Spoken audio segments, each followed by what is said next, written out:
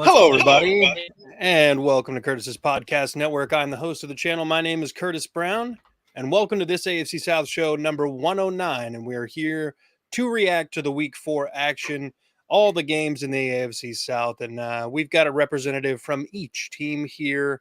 I, of course, am the Texans fan. Isaiah Michelli, our resident Jaguars fan, the glitter kitty tamer himself. And then we have all the way from Houston, Texas, standing at roughly some height. Pretty tall. Some height tall. And weighing a number. Jeffrey, the Colts fan on the show, Steckel. And then in Tennessee, we've got B Squared, who married a lady who is also now B Squared. So together, they are B to the fourth power. But we've only got half of them, so B Squared here. Blake, our Titans fan, how you doing, brother? Good, man. How are you guys? Doing well. Doing well. Doing well. I think we're gonna have to change my nickname, by the way. Glitter Kitty Tamer? I think the Glitter Kitty Crusader, maybe. Glitter Kitty Tamer. No, the Glitter Kitty Crusader. Mm. Yeah. Oh, I like that. It sounds majestic. Goes hard, like me on a Friday night. Like me. I'm not talking about drinking. I'll get it. Explain further. You can if you live closer. More detail. Somebody zoomed. This isn't Zoom. This is StreamYard. Shout out to StreamYard. We used to do that, but now we don't. Now he doesn't. Robert already in the chat says, "Hell yeah, go Jags!" My boy Robert. Robert loves Jags. you.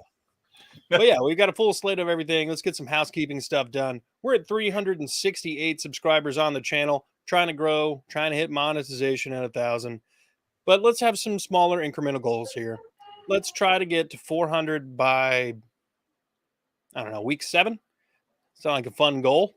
So 400 by week 7, and I don't really have like a reward planned out for that, but I don't know. By week 7? By week 7? I will give away my Panthers-Jaguars ticket for free. Jesus. To a lucky Titan, Fox, or Jaguar fan in the area, because he's probably the only non-Jaguars fan in the area.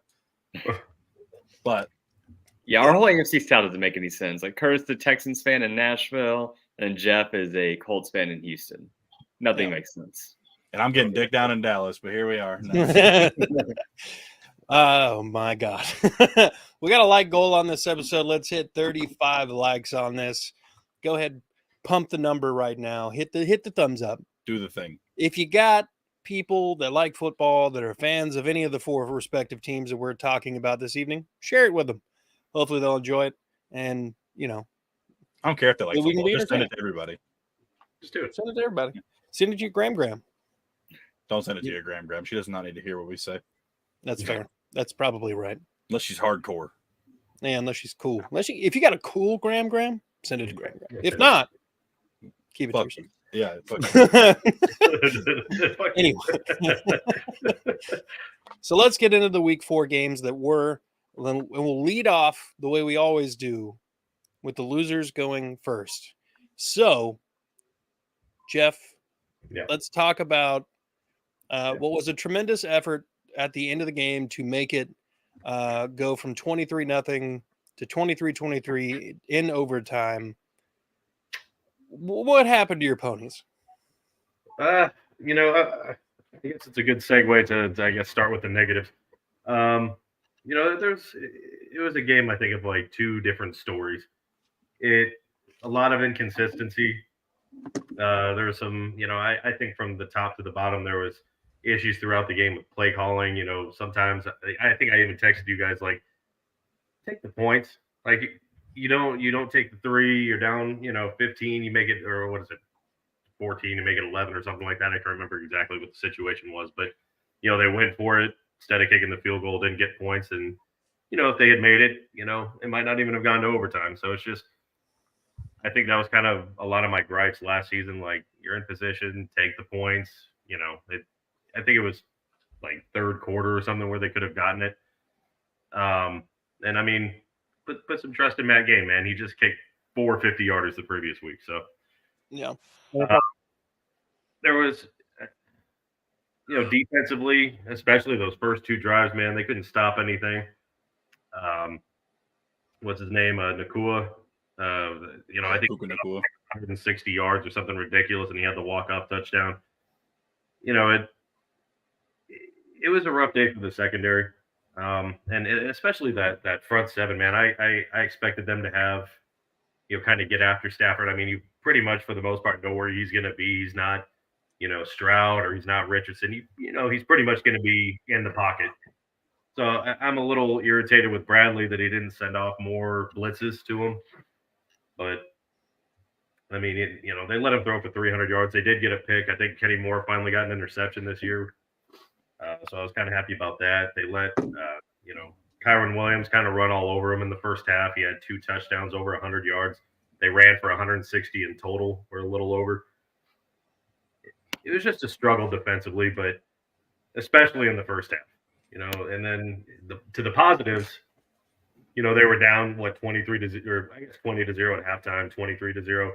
And then they stormed back, and Anthony Richardson, his completion percentage wasn't great, which is kind of what was expected with him coming out of college. I think it was like 44-45%, but it was for 200 yards and a couple touchdowns. So he had some big plays, and it was nice to see. And I really want to talk about one play, and it was the pass to Alec Pierce, who finally, he had a 38-yarder. It was a deep pass. It was a beautiful ball. But more importantly, Richardson stood in the pocket, waited for it, stepped kind of into Aaron Donald's sack, and let it go. And it was, he ate the sack. I think there was even roughing the passer or unnecessary roughness on it, because the way Aaron Donald threw him down after. But it was a great pass to Pierce, and he came down with it. So it was nice to see, a big play happen, because he's been kind of thinking and dunking, throughout the year. And, it's just nice to see Pierce finally come down with a big one. But when your number one receiver in Pittman has a catch for 15 yards, that's just not going to cut it. There was, some drops, but I'm happy with how the team performed down the way that they were. They didn't tuck the tail in. They didn't, wave the white flag. They stormed back, and they put themselves in a position to win. Even in the fourth quarter, they had the ball back with a minute and a half. Unfortunately, it was 3 incompletions, and then, they had to punt it again. So I think in the second half, the defense played a lot better, and then overtime happened, and then they just collapsed. But yeah, it was an admirable effort. If they had just put together a little bit better of a first half, they probably win the game. So let's ask this question: where were you right and where were you wrong about the Colts Rams game? Oh, I was way off with the obviously with the score. I predicted the Colts to win big, but I keep predicting that Josh Downs is going to have that breakout game, that touchdown, and he's just kind of middle of the pack. I mean, last week he had a really good week, but like 7 or 8 catches, but this time, a couple catches, 34 yards. I'm really hoping to see more of a rapport with him and Richardson. And that just didn't happen. I mean, Ogletree led the way with 3 catches, so there wasn't a whole lot of catches to go around. But I expected Zaire Franklin to have another big game. He had a half a sack. He had 12 more tackles. So I think he's up to 57 or something now. So he's just having a great season. Unfortunately, we did lose Dallas Flowers. He tore his Achilles, so he's done for the year. Yeah, that was tough. I expect, like I said, I expected this front seven to get after Stafford and the big guys that I thought would. Grover Stewart, Ebukam, Kwity Paye, they were pretty quiet. I don't think they registered any sack. Odeingbo had a great game though. I think he almost got a 90 in PFF. Thank you. he had a tackle for a loss. He had a forced fumble and a sack and a half. So he himself had a great game, but the rest of that front seven, didn't do a whole lot. Yeah. Where I thought if I recall correctly, there was some comment about being able to, just kind of keep Matt Stafford a little reeled in. And at least on my take on that game, I said Matt Stafford had the ability to still throw the ball around the yard. And that was basically what he was able to do. I didn't really think it was ever going to be 23-0 at any point, but the NFL. Yeah. What about you guys? What do you guys think about the game? TF in the comments already. Richardson's going to be tough this week. Titans have historically failed at containing scrambling quarterbacks. TF, always welcome to have you in here. Also, we'll get to that and some more stuff a little bit later. Yeah, with the Colts, man, I just don't know what this team is right now. I mean, you said everything pretty well, but one thing that I don't like with you guys this year is you have a rookie quarterback, and it seems like none of the receivers are really stepping up. Like Pittman, he's the number one guy, or like a pretty good wide receiver. And the fact that one catch, 15 yards, he really just hasn't made much of a presence this year. And you think having a young quarterback in there that they're gonna force feed him, have a connection, but there's really no chemistry going on. And I do like the fact that Richardson is spreading the ball around. There's 9 different guys caught a pass, which is pretty great. You want to see that with a young guy, that's someone that is trying to find out what works. Whereas a lot of young guys, they just kind of force feed one guy, and it usually never works out. His completion percentage is not great, which that was his concern. Like you said, coming out of college, not a great quarterback, but he's a lot better than I expected. I'm actually pretty impressed by most of the rookie quarterbacks in the AFC South. Well, 2 of them. Winston, Bryce Young, and Richardson are looking good. And then I just don't know what you guys are yet. That's my biggest concern. We just don't know. I think the fact that you guys had a lot of fight in the second half, being down 23-0, the fact that you guys just didn't give up, that actually gives me some hope for you guys, for the fact that they weren't discouraged. I think everyone was behind what's his name? Your head coach. They're still Steichen. They're still playing for him. So that's good to see. So there's some life in you guys, and there's a reason you're 2-2. I mean, we're all tied for first, or we're also tied for last, depending on how you look at it. So I don't know. I think the Colts are a lot better than I expected this year, and I think whenever we talk about the preview show on Thursday, I think it's going to be tough for the Titans to beat you guys. Yeah. Isaiah? Yeah, Richardson he's come out really strong this year, but this was kind of a game where he kind of showed what we were scared about, like Jeff and Blake both mentioned, with his accuracy concerns and consistency. But I think Steichen, he's done a really good job of keeping him under control, and he seems to be running less and less and trying to go through people less. So, hopefully he can continue to develop that, and he can learn to run more in an ideal situation rather than just taking off anytime there's any sort of pressure in his face. But, he's showing some maturity, staying in the pocket, taking a couple of hits, here and there, just stepping up in it. But, I think it's just a good growth game for them. I think it's going to be a year or two before they're really, really good again. But I think it's a really good sign that when you're down 23-0, you don't just, sit down and take it, that they actually came back and held them out, and their defense really stepped it up in the second half. So absolutely. That's really a team effort to kind of take that lead all the way down to nothing and push that game into overtime. For much of the day, I was just dumbfounded looking at that score. Yeah. Jeff was silent in the chat. I'm over here just like, is Jeff having a stroke right now? It was exciting that everyone kept going for it on 4th down. After the Titans game ended, I was watching the Colts, and that was a lot of fun to watch. Yeah. They were just really going for it all. I just felt like the Colts just got more gas than the Rams did. Yeah. That's why they ultimately ended up losing. Plus Puka, man, that guy is rookie of the year, man. Oh man, I think that was Kenny Moore, or I think that was him on the coverage that got blown too, where he was wide open in the end zone. That's what I was talking about, like a tale of 2 different stories. It was just Kenny Moore had a big interception, then like a disaster play. Just inconsistent. But I think that'll get better as it goes. All right. Well, looking forward, the Colts need to correct what for this Tennessee game? Not necessarily ways to win here, but just what do they need to correct before even looking at the Titans' opponent as an opponent? I I've been saying it for every game. Pressure, man. They gotta get off. The defense got to get off the field. They got to give Richardson more opportunities. They didn't. Like I said, they only had I think 2 sacks against Stafford and the Rams, and they got to pump that number up.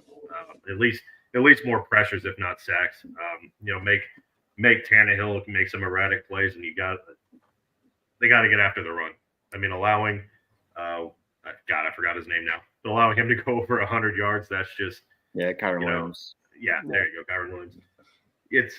You allow that with Derrick Henry, and it's going to be a long damn day. Like you got to be in the backfield. Mm-hmm. All right. Well, I'll probably get one of those jerseys, by the way. Yeah, they're pretty clean.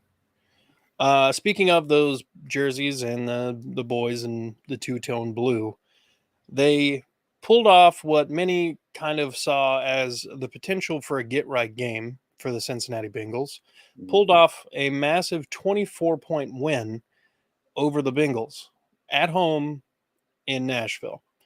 They are now 2-0 at home and 0-2 on the road, which is pretty interesting to me. So, Blake, talk to us about your boys. I will say I am 0-4 this year picking Titans games. I have no idea what Titans team is going to show up, but I thought Titans were going to lose this game. After that Browns game, I had very little hope from the Titans. During that Browns game, I was like, let's just throw in Malik Willis to see what happens. But Tennessee, man, I will say, man, this is a Mike Vrabel coach team, and he lost. Coming into that game, it was 9 of the last 10 games. Most coaches would be fired, but they still trust Mike, and obviously the players still love him. They're still fighting hard for him, so they ended up doing really well. I will say Tim Kelly, man, he called one heck of a game. It was the most unpredictable offense I've ever seen in my life. It was just so much trickery. The way that they were lining up. They had tight ends and they had extra tight ends. They had 3. It was kind of like a wing team. I don't know what kind of formation that was. I need to go back and look at the film, but it was so strange. And the line was going perfect just because they're helping out Andre Dillard a lot because he's a terrible left tackle. So they were able to help him out a lot, kick out some guards and some tight ends helping him out. And Derrick Henry just went off. Derrick Henry had 122 yards and I think a little bit receiving. So that was kind of his get right game. I think the offense was, for the most part, firing on all cylinders. Tannehill looked incredible. He did have one pick, but it was late the fourth quarter. Dude just tossed it up. It looked like a punt. So I'm not even really concerned about that. But the offense looked absolutely incredible. Tajay Spears is definitely that dude. Every time he touched the ball, it goes for at least 6 yards. He fumbled a handoff, which looked terrible. It looked like he was going to lose about 4 yards. Usually when you fumble the ball, just fall on it. He actually scooped it up, ran 20, just making dudes miss. So him and Henry, both of them were in the backfield a lot on Sunday. And that was something that I really wanted to see because the Titans historically were so predictable. If Derrick Henry's in, it's a run. If he's off the field, it's a pass. The fact they had both those dudes in, we didn't know who was getting the ball. And that helped a lot. A lot of play action. D-Hop was D-Hop. He looked incredible. There was one, it was like a flea flicker. Yeah, it was a flea flicker, which is Tim Kelly. He's gonna call those. And it was actually perfectly drawn up. It was a 45-yard touchdown pass to D-Hop, and Tannehill hit him right on the numbers for the most part. D-Hop did slip. He lost his footing on this new turf, so he just missed it, which it was sad to see. But Tannehill looked incredible. Chris Moore looked great. Every time Chris Moore touches the ball, it's like a 30, 40-yard catch. And then Nick Westbrook. So if you look at my little thing, Nick Westbrook, wide receiver 2, I fully agree. I think he's outplayed Burks. Burks is leading the team in drops. He's barely plays when he's available. The fact that the extra shadow of him really being the trade for A.J. Brown, I feel like most fans are discouraged with him. He's not good. He's always injured. Didn't play this game. He's a bum. Waste of a first-round pick, honestly. So I think Nick Westbrook, who I've been a notorious Nick Westbrook hater, really since he's got on this team, just because I hate how they used him. They always used him as a wide receiver 1, wide receiver 2. He's not that. However, he's ascended a lot, and I think he actually is kind of a low-end wide receiver 2, and I'll take that. The dude runs people over. He always gets open. His big issue with him is he's slow, but, so is Puka Nacua. They're both slow, but when you run routes like that and you can get open, you can catch the football, move the chains, first downs becomes touchdowns. I'm cool with that. So the offensive side of the ball, I was really happy. Defense, dude, they killed Burrow. It looked like the divisional game when it comes to defense. Like, I don't know what it is with Jeffrey Simmons. I don't know. He hates the Bengals. He almost got ejected in the first quarter because him and I think it was Joe Mixon. Like, those two were starting off fighting a lot.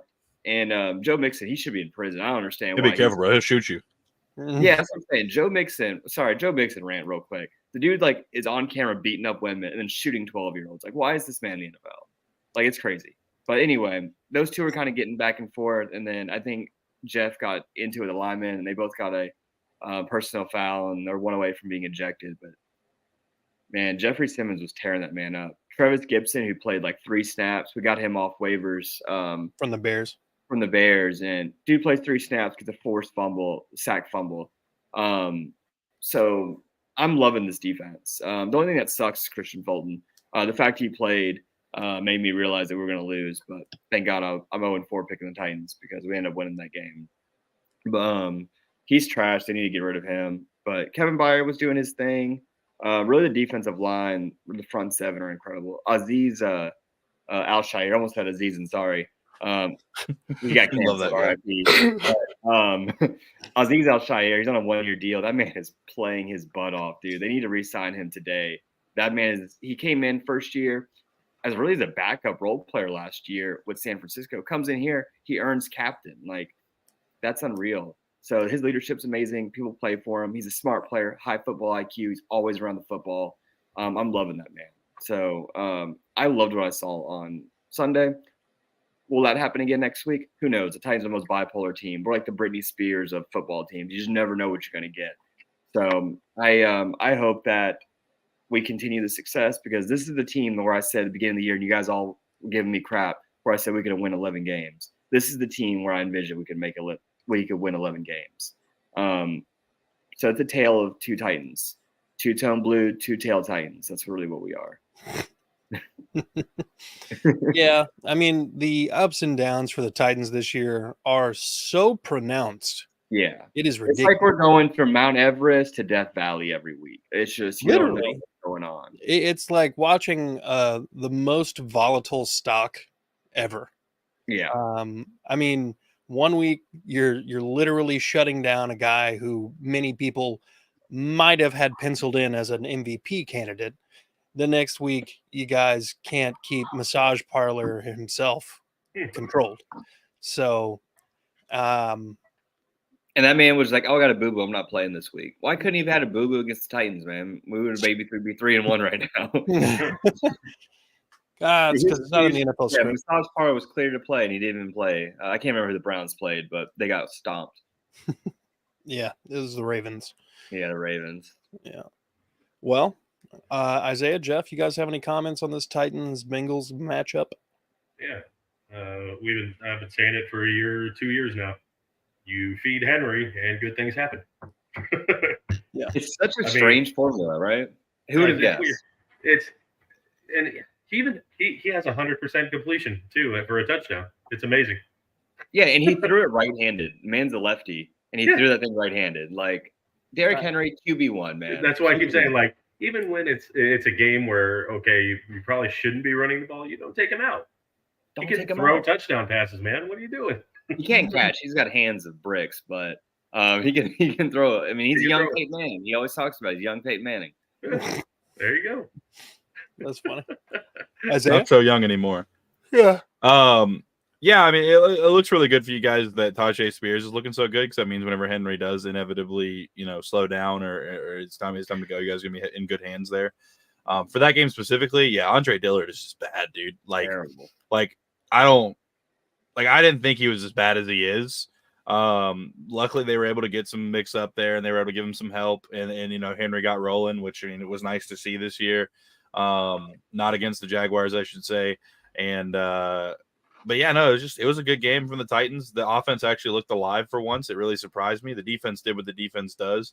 But I think that you guys could actually be pretty dangerous based off that game. Because I don't think the Bengals have a slouch defense whatsoever.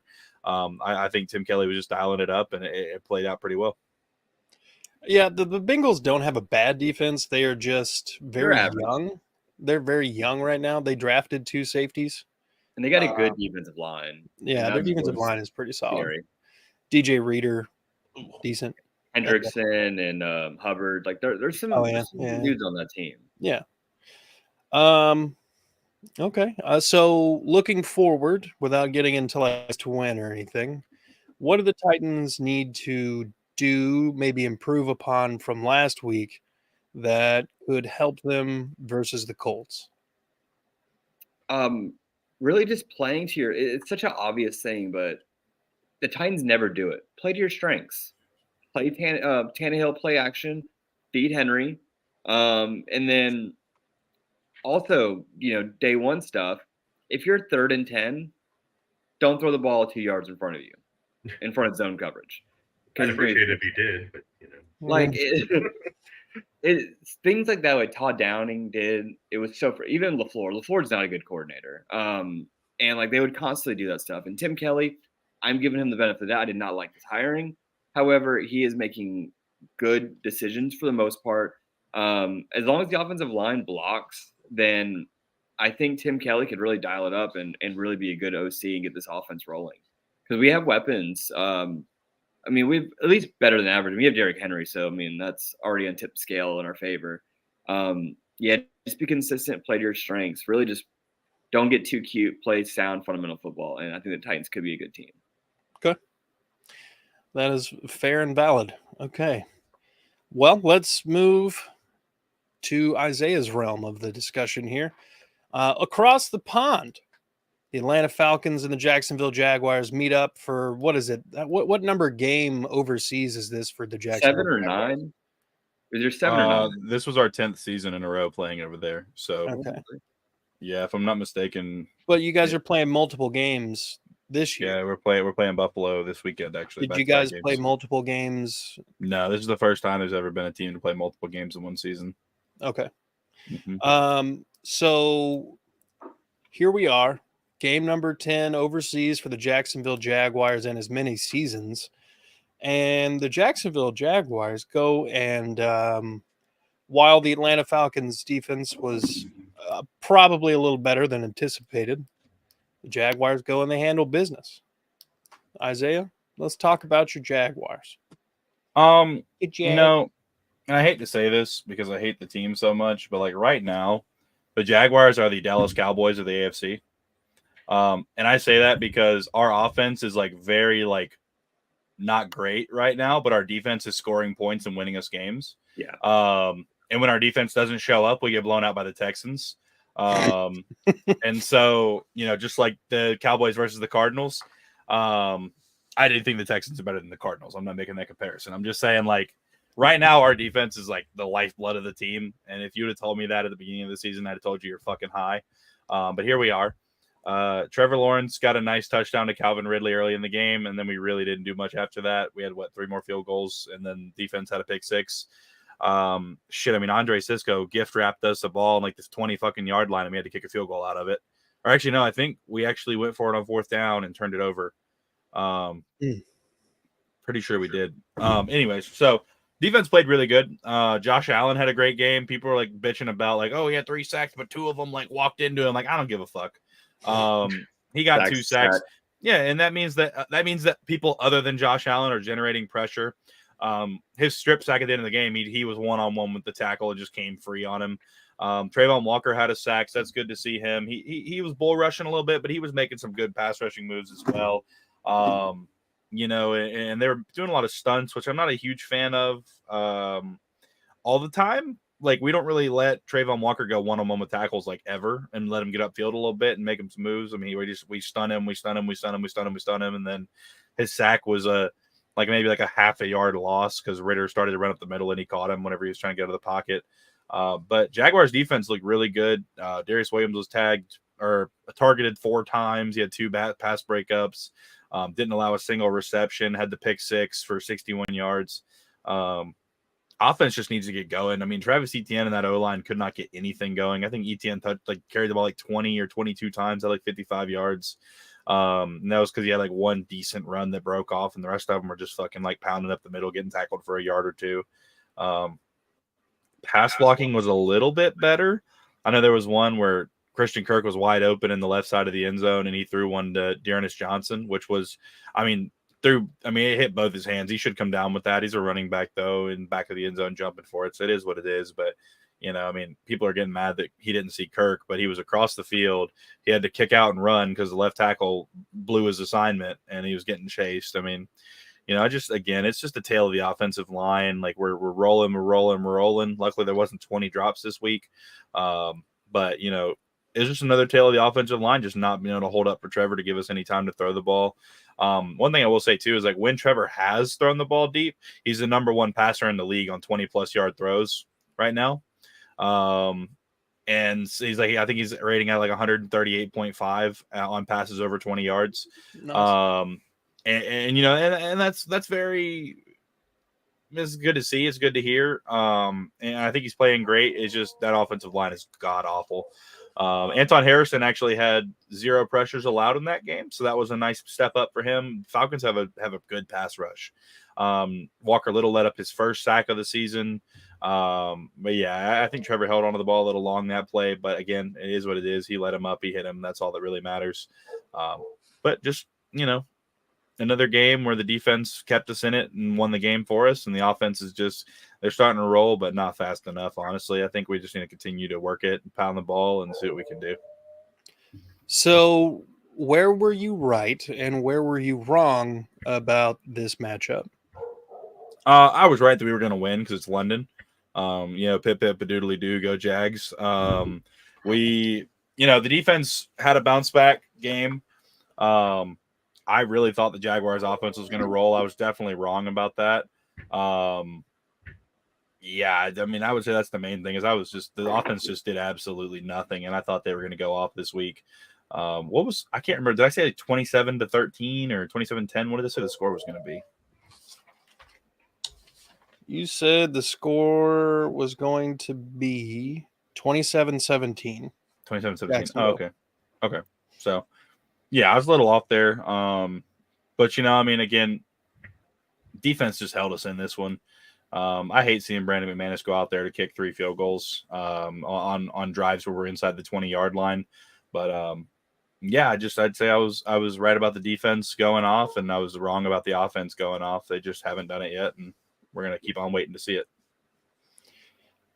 Blake, Jeff, comments?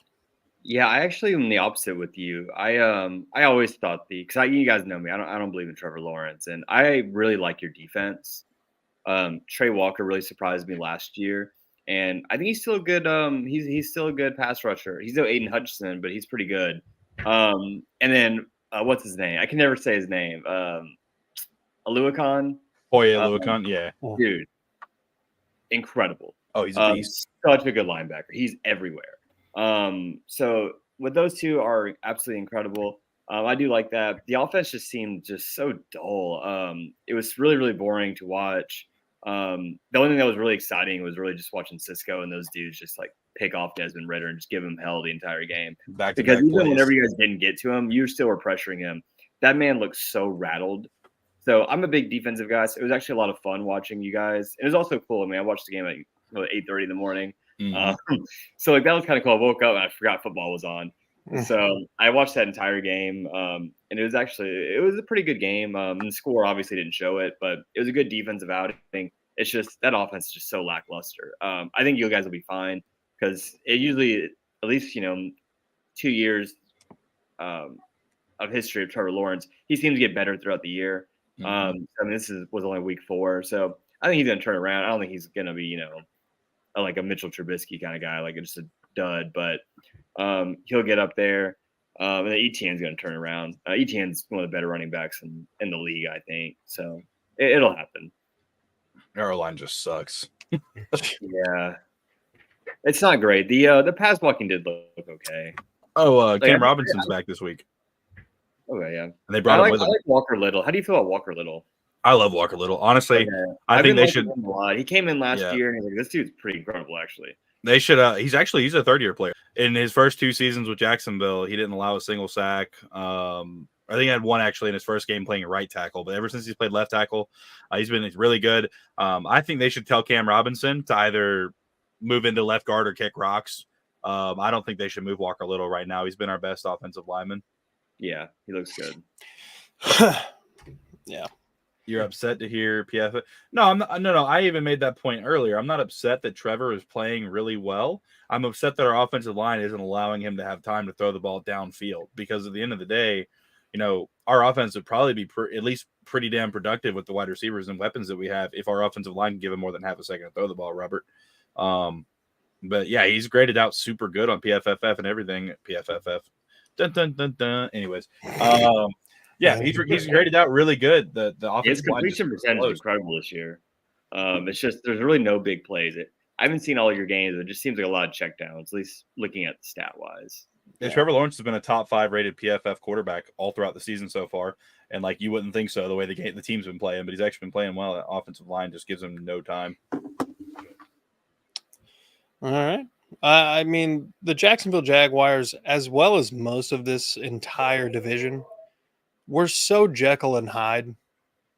We are so very often like we have games where it's like this is the potential that we could show and like use all the time, and then games where we just crap the bed.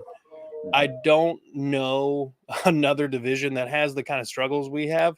I feel like most other divisions usually have it's either just down or just up. You know what I mean? Like it's like for each team in the division. I feel like the NFC South is like us, very inconsistent. Yeah, but I feel like they're worse than us. So it's like we're in a weird, like any of us at this point could be good. Clarence Austin Jr. comments down here and says, Cam never played left guard or right tackle. Cam will be LT. Little will move to left guard. Watch. Oh, I know it's going to happen. I'm just saying Cam Robinson should not be taking the place of a guy who's only let up 1 sack and 3 pressures this season. Yeah. I know it's going to happen. I'm just saying what I would do as the head coach. Marco Little's not a left guard either. Clarence is also making the good point where it seems like every offensive line is struggling. I don't know if every offensive line is struggling or every defensive line is just incredible this year. Because, there's been everyone giving sacks. I don't know if you guys watched the Monday night game, but Daniel Jones, I don't know how he's still alive. Dude. Like, he's probably been in the ice bath all day today. It's been rough. Like, and 11 sacks. Sorry, you were saying? No, just say it was terrible. And Khalil Mack had 6 sacks. Like, Jesus Christ. He didn't have a single sack before that game, and he's now tied for number 1 with Josh Allen, like 2 other people. Daniel Jones, the Giants broke another record. Daniel Jones is the first quarterback in NFL history to be sacked 10 times and throw a pick 6 in the same game. Good job. Oh, yeah, dude putting up numbers. Keep breaking records, baby. Hall of Famer. Yep. So let's talk about the Houston Texans Pittsburgh Steelers game. I'm going to lead this off of where I was right and where I was wrong. Where I was right, I said that if the Steelers or if the Texans were to win this game, CJ Stroud would have to put it on him, like the game would have to be on his shoulders, and he would be the one that's having to drag the team down the field. He didn't necessarily have to drag him this week. He was able to just throw the ball wherever he wanted. He didn't have the greatest completion percentage, 16 of 30, which is like roughly 53.5%. I didn't actually do the math. It could be a little lower than that. But quick question here, boys. This Texans victory at home was the first home victory since when? Let me say 2 years. Close. When did Watson leave? 2020. First since 2020. No. 4 years? Say 21 because I think you guys beat us at home. No. It's 2019. Has it been that long? 2021 against the Chargers. Okay. December 26th. Oh, the beatdown game. Yeah.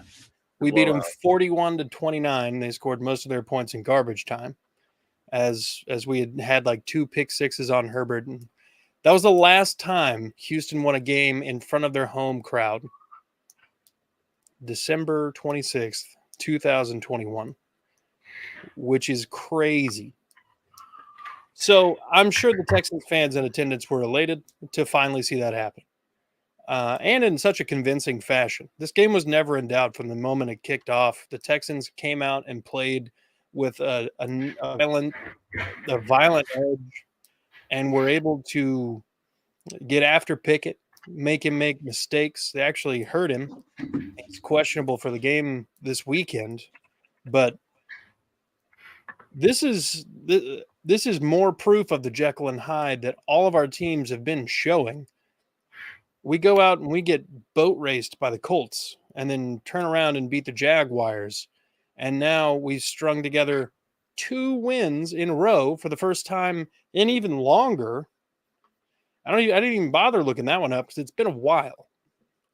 I'm going to say since the last time we were good. So, yeah. And as Isaiah mentioned in the chat, the Texans offensive line hasn't allowed a sack in 2 weeks. And we've started, no bullshit, 4 third-string players on our offensive line. Laramie Tunsil missed the last 2 games. He's supposed to be back this week. And Titus Howard is supposed to be coming off of this week. So we should get our left and right tackles back and potentially Juice Scruggs center. We'll see. But he may take a little bit more time. CJ Stroud has done some pretty historic numbers so far in his career. The most passing yards through 4 games with just over 1,200 by any quarterback ever. That's insane. Second most. Second? Oh, well, what? Cam Newton is ahead of him. With what? Like 1301 or like 1290 something. He's ahead of him.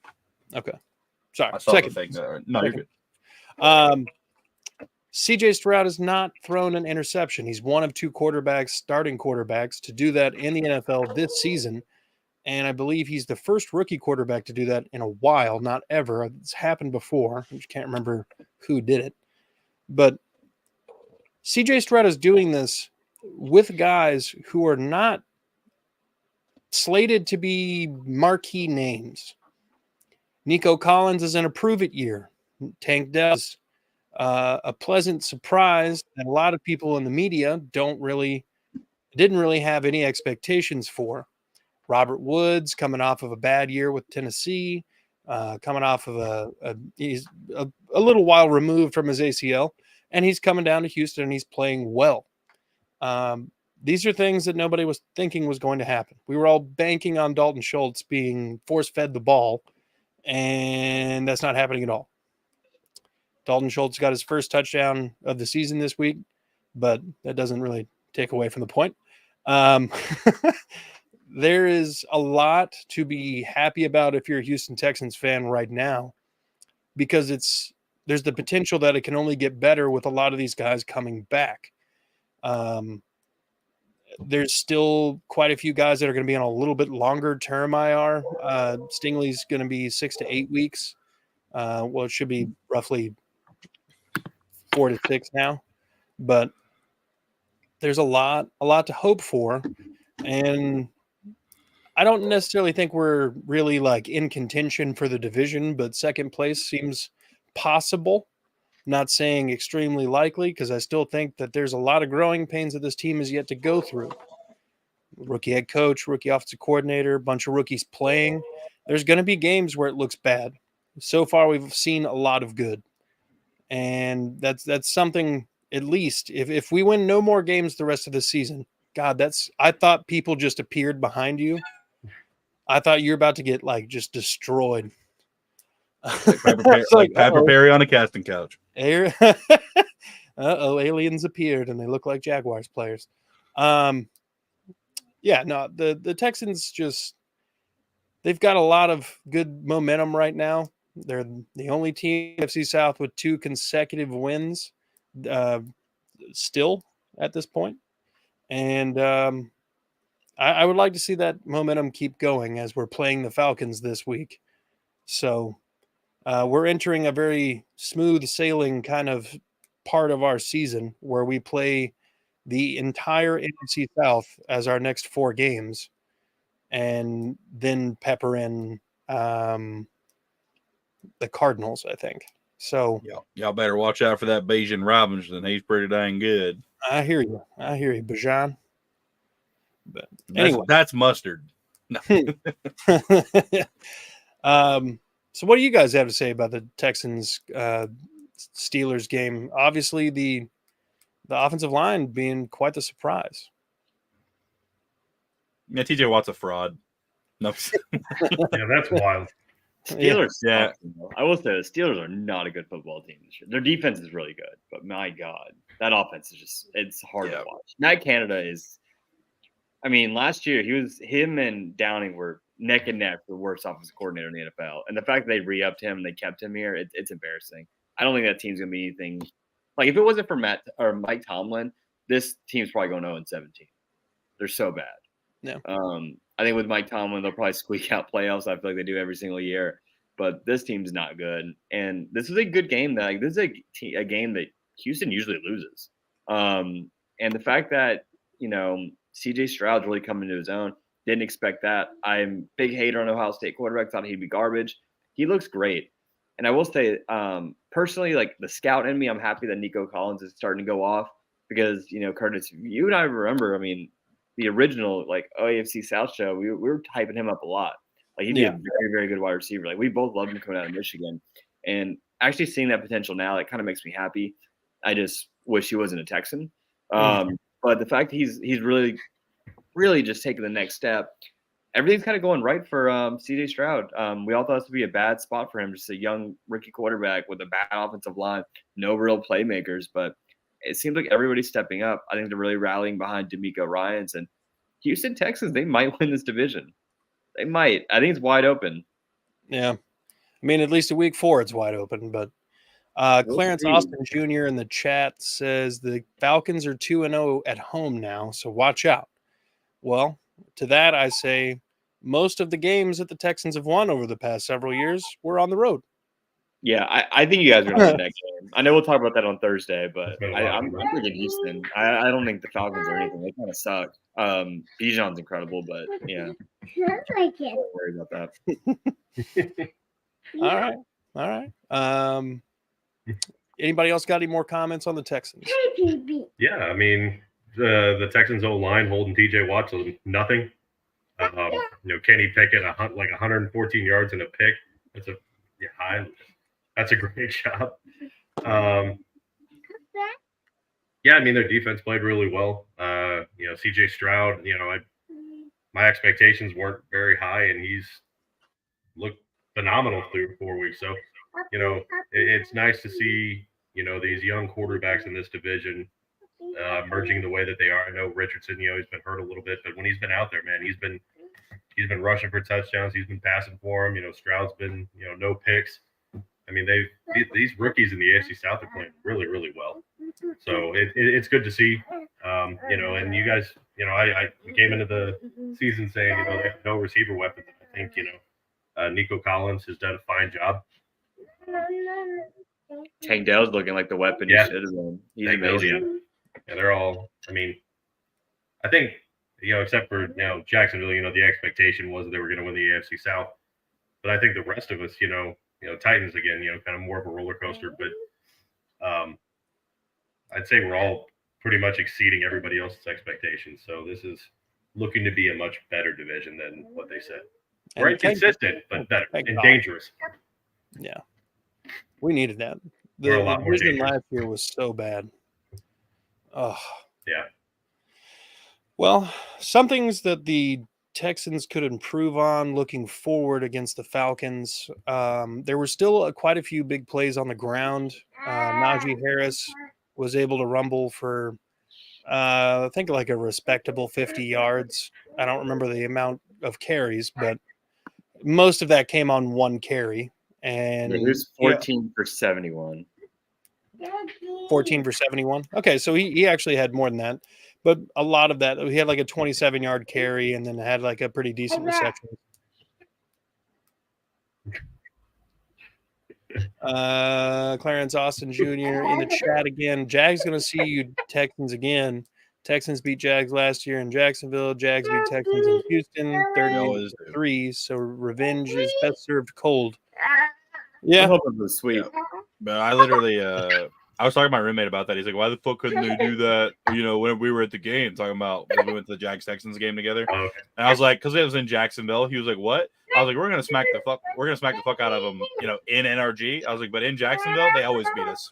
But we always beat them in NRG. So we just, we own NRG. You guys own Everbank. It is what it is. Yeah, we're the same way with the Titans. Titans come in here and beat us all the time, and then You guys always kill us in Nashville. It's annoying. Yeah, it's weird. It's weird. It's almost like it yeah. was meant to be. No, Yeah. Ways that things that they could do to continue the winning streak here, actually make it a winning streak. Continue blocking well, allowing no sacks is a huge way to ensure that CJ Stroud is able to see the field and make good throws in a clean pocket. Beyond that, you want to keep feeding Dameon Pierce. Now, last week was his best game, and it wasn't sparkling. I mean, he had 24 carries for 81 yards, but that was far and away his best outing this season. And I can only hope that they continue that, even though the Falcons' defense is quite stout. If they can get Dameon Pierce going, it alleviates some of the pressure off of Stroud's shoulders, and that's, I think, one of the best ways for them to win. But, well, you guys got anything else? Not about the Texans, just general. Does somebody have a banana to give this child? I'm gonna get the boy a banana.